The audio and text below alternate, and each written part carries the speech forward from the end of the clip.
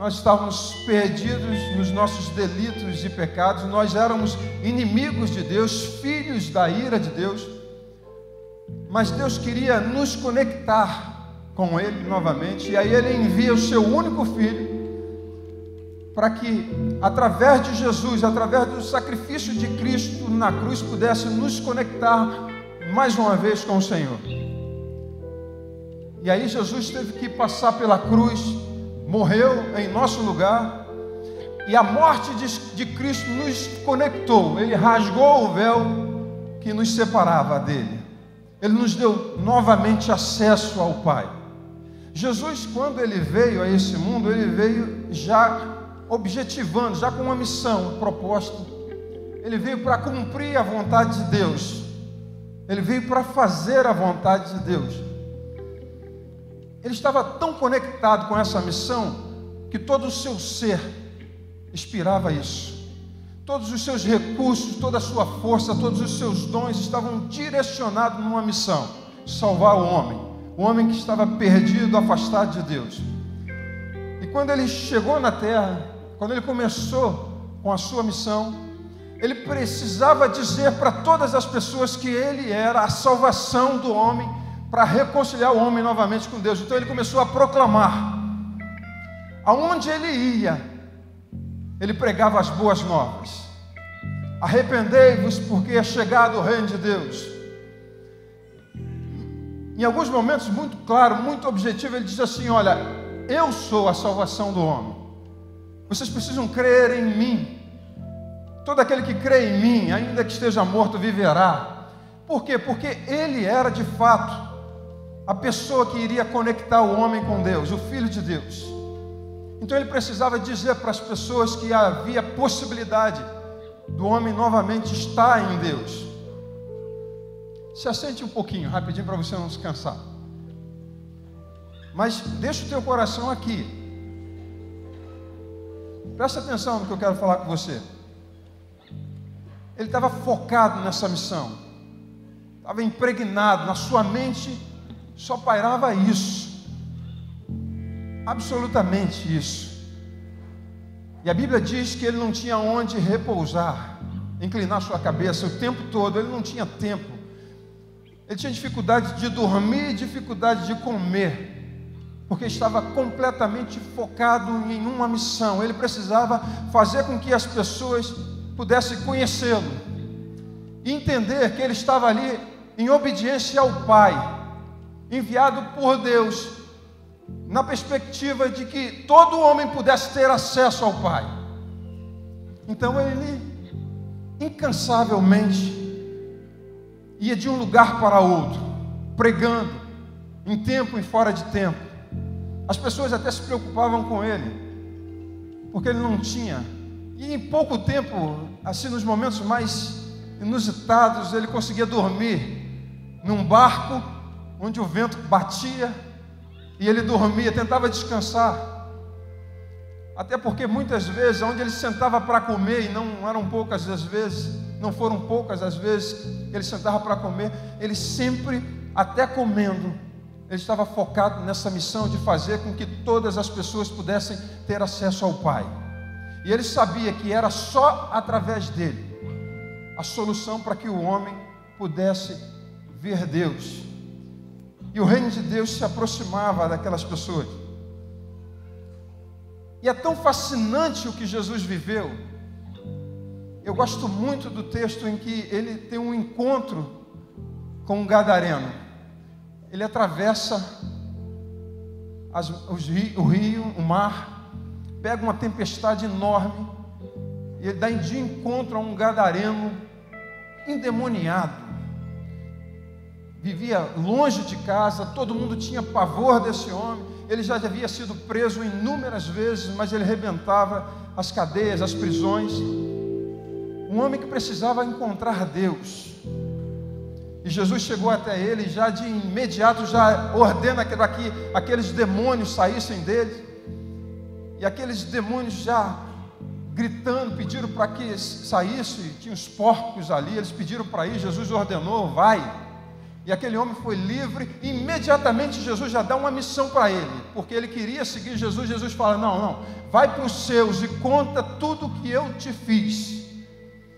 E ele foi embora, e a história declara, né, que ele evangelizou aquelas 10 cidades. Jesus tão focado. Gosto muito de ver o texto de João, capítulo 4, quando ele sai da Judéia, vai para a Galiléia, e importa, ele precisa passar por Samaria. E eu penso que ele passou em Samaria porque ele tinha um objetivo, porque tinha uma história de ódio, de vingança, de medo, de preconceito que envolvia os judeus e os samaritanos. E Jesus se encontra com uma mulher samaritana que foi lá pegar água. Os discípulos saíram para comprar alguma coisa na cidade de Sicar, e aí ele tem um encontro com uma mulher. Primeiro, uma mulher. Segundo, samaritana. E a Bíblia declara que os judeus não se comunicavam com os samaritanos, e Jesus inicia um discurso maravilhoso para resgatar aquela mulher. E aquela mulher tem um encontro maravilhoso com Jesus. Ela vai para a sua cidade, e ela proclama o que Jesus que havia encontrado o Messias. E eles, interessados, porque entendiam que haveria um profeta que viria e lhes ensinariam todas as coisas, eles irrompem atrás de Jesus, e após ouvir Jesus, já dizem para ela: olha, nós cremos não mais porque você falou, mas porque nós podemos ouvi-lo. E convida Jesus para adentrar na cidade de Samaria, e Jesus proclama o amor de Deus para aqueles samaritanos. Os discípulos, ao chegarem, encontram e ficam assustados, porque ele estava conversando com uma mulher samaritana, e uma mulher que já tinham tido mais de 5 homens. Depois desse momento assim, eles ficam preocupados e rogaram para que Jesus pudessem comer. Come, mestre, porque sabiam que ele não tinha tempo para comer. Ele comia aonde dava tempo. E aí Jesus fala assim: olha, uma comida eu tenho que vocês não conhecem. Isso intrigou o coração dos discípulos. Que comida é essa? Acharam que ele já tinha comido. E aí Jesus, na sequência do texto, diz assim: disse-lhe Jesus: a minha comida consiste em fazer a vontade daquele que me enviou e realizar sua obra. Diga assim comigo: a minha comida, mais forte, diga: a minha comida consiste em fazer a vontade daquele que me enviou e realizar sua obra. O que consumia Jesus, como disse o Franco, a dieta de Jesus consistia em fazer a vontade do Pai. Isso está relacionado à obediência da sua palavra. Mas eu quero me deter na segunda parte desse texto, quando ele diz assim: a minha comida consiste em fazer a vontade daquele que me enviou e realizar a sua obra. Isso consumia Jesus. É por isso que nada o desviava do seu alvo. Por quê? Porque ele tinha uma missão dada. Missão dada é missão o quê? Cumprida. Deveria ser assim para nós. Missão dada é missão cumprida. Deus deu uma missão para Jesus e ele estava focado nisso. Na mente, no coração de Jesus, ele só pensava em cumprir a missão do Pai. Missão dada é missão cumprida. A primeira é a questão que tinha que obedecer aquilo que o Pai falou. A segunda é que existiam milhares e milhares de pessoas que precisavam ter esperança, que precisavam novamente se conectar com Deus. E Jesus, nessa missão, ele sabia que a salvação dependia dele. As pessoas precisavam ouvir acerca dele, de que ele era a salvação, de que ele era o socorro, de que ele era a resposta do homem para os seus pecados, a libertação da escravidão, do diabo, do medo, do temor. Jesus sabia que era isso. Ele era a resposta disso. Então, se ele era a resposta aonde ele ia, ele estava focado em realizar a obra. E a obra fala de um trabalho, fala de empreendimento. E ele tinha que realizar esse trabalho para que o pai estivesse satisfeito e para que as pessoas pudessem ter esperança. E aí, no capítulo 6 do mesmo livro de João, Jesus responde, porque talvez simplesmente para realizar a obra, e que obra é essa? E ele mesmo dá a resposta. Ele diz assim: respondeu-lhe Jesus: a obra de Deus é esta, que creiais naquele que por ele foi enviado. Diga assim: a obra de Deus é esta, que creiais naquele que por ele foi enviado. Ou seja, ele foi enviado e a comida dele era realizar a obra de Deus. E qual era a obra? Era a obra que ele tinha que realizar? Que o mundo creia que ele foi enviado. As pessoas precisavam crer que ele foi enviado. Então ele saiu pregando, apregoando, onde ele estava, as pessoas precisavam crer, porque se elas não crescem, elas não seriam salvas, não seriam alcançadas. Então, em todo o tempo, ele tinha que focar nessa missão. Todo o recurso, como eu disse, todos os dons, quando ele curava pessoas, a proposta não era simplesmente para que uma pessoa pudesse ter a cura. Quando os demônios eram expulsos e saíam gritando por ali afora, não era simplesmente para que a pessoa tivesse liberdade daqueles demônios que escravizavam. Não. Sobretudo, tudo que Jesus fez, tudo que Jesus disse, tinha um propósito. Era fazer com que as pessoas pudessem crer que ele foi o enviado de Deus. Assim, há esperança para as pessoas. Por que isso é tão importante? Porque isso tem tudo a ver conosco. Porque eu e você estamos também nessa mesma situação. Nós fomos resgatados para resgatar. Nós fomos reconciliados para reconciliar o homem com Deus. A única esperança para que o homem se achegue a Deus é através de Jesus. Como eles terão esperança se o Evangelho de Jesus, se Jesus não for conhecido? Como eles terão esperança? Por isso, o Senhor nos ordenou: ide, façam discípulos de todas as nações. Ou seja, façam com que Jesus, que o meu nome seja conhecido para todas as pessoas. Façam discípulos de todas as nações. Batize, ensine, edifique essas pessoas e os envie novamente para que eles deem continuidade, para que ninguém nessa terra fique sem esperança, sem possibilidade de alcançar a salvação. Eu e você fomos alcançados e recebemos dons, talentos. Nós recebemos cura. Nós recebemos, de fato, a possibilidade de levar as pessoas a conhecerem Jesus. Só que todo dia eu me deparo com gente que precisa de salvação. Vocês também? Sim ou não? Eu moro com pessoas próximas, eu tenho parentes, eu tenho familiares, eu tenho vizinhos. Eu tenho em todo lugar pessoas que precisam ouvir de Jesus, acerca da salvação que é Cristo Jesus. E elas precisam entender isso. Eu me reúno num grupo pequeno, e esse grupo pequeno, a proposta dele, além da edificação da igreja, a proposta é que pessoas também possam se achegar ali e ouçam do Evangelho de Jesus, para que eles possam ter esperança e ter salvação. Se por um lado, Jesus veio aqui nessa terra para obedecer ao Pai,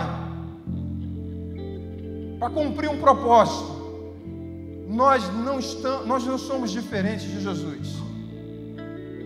Por isso que é importante, às vezes não é importante a gente pegar a nossa carroça e destruir a carroça, afundar o barco no cais. Por quê? Porque às vezes nós estamos focados somente no trabalho secular e na nossa vida diária. E eu não estou dizendo que nós temos que abandonar isso, eu estou dizendo que nós precisamos, aonde estivermos focados, aonde estivermos plantados, o Evangelho precisa alcançar essas pessoas. Se você é um advogado, aonde você estiver plantado, As pessoas precisam conhecer que há salvação e em Cristo Jesus. Se você é empresário, se você é um funcionário público, se você é um professor, uma professora, não importa a função que você exerce, se você é um aluno, você foi plantado naquele lugar e todos os seus esforços é na perspectiva de que você faça com que Jesus seja conhecido e eles creiam que Jesus foi enviado. Porque sem isso, absolutamente ninguém terá a oportunidade de ver Deus. Porque sem não nascer de novo, ninguém pode ver Deus. E como eles irão nascer de novo? Ouvindo o Evangelho. Eu e você somos a esperança para essa humanidade através de Cristo Jesus. O que eu tenho, o depósito que eu tenho na minha vida é suficiente para que todas as pessoas possam ter um encontro com o Senhor Jesus. Eu não vou falar de mim mesmo, eu não vou falar do que eu penso ou o que eu acho, eu vou contar o testemunho de vida, o que Jesus fez na minha vida.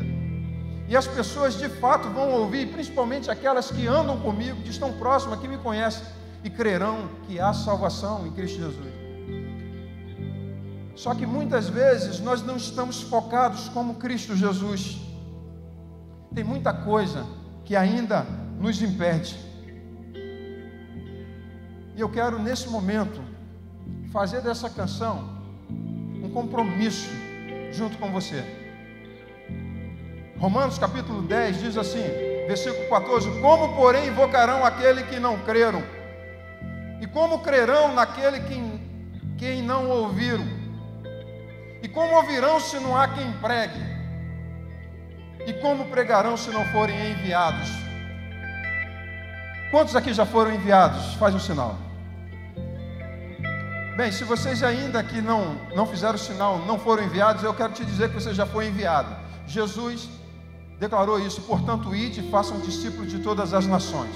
Então, quantos aqui já foram enviados?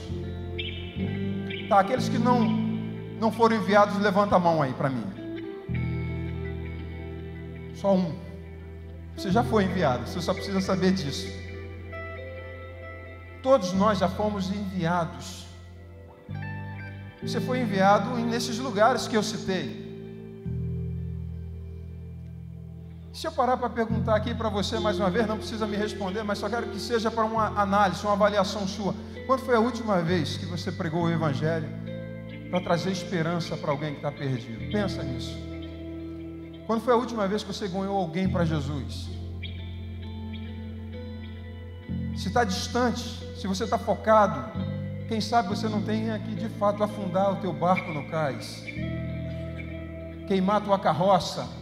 Isso significa focado naquilo que você precisa fazer. Você está no meio da faculdade, alguém sentou do teu lado, você vai pedir a Deus para que te dê oportunidade, para que ele possa crer que Jesus é um enviado de Deus. Se você vai para um hospital passando mal, quando você sentar do lado de alguém que está enfermo, quem sabe Deus não te colocou ali para você dar esperança àqueles que estão ali. De repente você está numa audiência judicial, de repente é o teu advogado que precisa ouvir acerca de Jesus e ter a sua vida transformada. Para avaliar o número de famílias destruídas que hoje estão aguardando você para abrir a sua boca com ousadia, com o dom e talento que Deus te deu, para que você ousadamente reconcilie essas pessoas com Cristo Jesus. É no ônibus que você senta e quem sabe a pessoa que sentou do teu lado está muito propensa a cometer uma loucura na sua vida. E simplesmente ao ouvir sobre a esperança que é Cristo Jesus, tudo pode mudar. Eu poderia aqui contar inúmeras experiências de que eu já vivi e que outros já viveram e me contaram. Quando abriram a sua boca, alcançaram pessoas que sequer pensavam que iriam alcançar. Essa é uma missão que o Senhor nos deu. Isso precisa nos consumir, gente. Isso precisa consumir, precisa estar nas nossas entranhas. Eu tenho que acordar e dormir pensando em quem eu posso ganhar.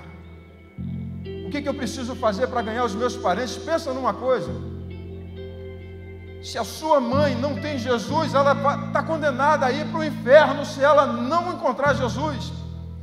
Pensa no tormento eterno, que muitas vezes essas pessoas estão sujeitas por conta da nossa omissão. Quantos familiares, irmãos e irmãs que estão vivendo a doideira aí da terra, mergulhados nas suas paixões, e que precisam ouvir, precisa que a gente ore por elas, que vá atrás, que pregue. Mas às vezes a nossa maneira de viver expressa a falta de importâncias que ela tem para nós e para o reino de Deus. Eu não posso seguir vivendo a minha vida vendo meu irmão se destruindo, indo para o inferno. Que tipo de amor? E a Bíblia diz em Romanos capítulo 5, versículo 5, que Deus derramou o seu amor em nós, através do Espírito Santo. Significa que o amor de Deus está em nós, habita em nós. Então eu posso amar as pessoas com o amor de Deus que está em mim. Como é que eu posso viver uma vida com o amor de Deus dentro de mim e não me compadecer das pessoas? E não ter um olhar de compaixão e de misericórdia? Olha para Jesus, quando ele andava, encontrava os enfermos, os doentes, os encarcerados, os endemoniados, e ele se compadecia de todos. Certa feita ele olha e chama os discípulos e diz assim: olha, um bando de ovelhas sem pastores, rogue ao Senhor, rogue ao Pai para que envie ceifeiros que possam cuidar dessas pessoas. Onde ele colocava a planta dos seus pés, o seu coração se compadecia de pessoas, gente. Ele não estava preocupado com dinheiro. O evangelho que se prega hoje é o evangelho da prosperidade. As pessoas estão preocupadas com riqueza, com ter. Mas Jesus só se preocupava em ganhar a alma dessas pessoas, porque o valor que tem ao ganharmos coisas para essa terra são valores passageiros, mas quando eu alcanço alguém para Jesus, é um valor eterno. Não tem preço isso. O que adianta ganharmos e vivermos e desfrutarmos dessa vida com muitos prazeres, muito recurso, muito dinheiro, enquanto as pessoas estão morrendo, indo para o inferno? Eu não me preocupo com nada, absolutamente com ninguém, vivendo uma vida egoísta no meu dia a dia, numa correria desenfreada. Todos os dias nós temos coisas para fazer, situações para resolver, problemas para serem resolvidos, e as pessoas estão perdidas, se perdendo dia após dia. As pessoas estão chorando, buscando auxílio em tantas coisas, e nós estamos às vezes apáticos. Nós precisamos queimar nossas carroças. Ele nos deu as sandálias que nos capacita a pregoar o evangelho. Nós precisamos pedir: Senhor, enche o meu coração de compaixão pelos perdidos. John Knox uma vez disse: Senhor, me dá a Escócia ou eu morro. A oração dele era essa todos os dias: Senhor, me dá a Escócia ou eu morro. Diz a história que na ocasião, naquela época, não ficou nenhum escocês que não tivesse ouvido falar acerca do evangelho. Mas por que isso? Porque havia uma oração, um clamor dentro e no coração daquele homem, para que ele pudesse salvar o máximo de pessoas possíveis. A nossa vida é curta. 70, aqueles que são mais abastados chegarão a 80, e talvez alguns mais especiais chegarão a 90. E o que nós vamos fazer com as nossas vidas sendo poucas? Eu tenho que te dizer: vamos ganhar o maior número de pessoas possíveis. Vamos pregar, vamos disseminar o amor de Deus nesse mundo afora. A filosofia tem trazido tantas ideologias mentirosas, corruptas, para levar as pessoas para o inferno, e eles estão aplicados, e todos os dias eles investem dinheiro, investem dons e talentos para levar as pessoas para o inferno. Nós que temos a vida, que é Cristo Jesus, não podemos sonegar isso às pessoas. Nós temos que sair por aí o máximo possível e dizer para as pessoas: há salvação em Jesus Cristo. Você pode ser livre, você pode ser curado, você pode ser transformado, você pode ter esperança. Você pode ficar de pé no nome de Jesus?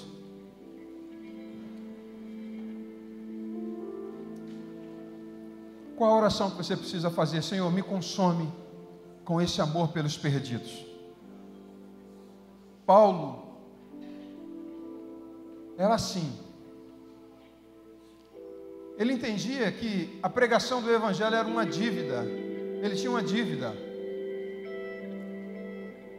É uma loucura. Ele faz uma colocação que eu acho uma loucura. Ele diz assim: o viver para mim é Cristo, mas o morrer é lucro. Ele estava dizendo o seguinte: para mim é muito melhor eu morrer e estar com o Senhor. Mas ele não concebia na sua mente, no seu coração, de que ele poderia morrer e algumas outras pessoas não pudessem ser alcançadas. Ele dizia assim: então, por causa do amor de vocês, eu tenho que ficar um pouco mais aqui.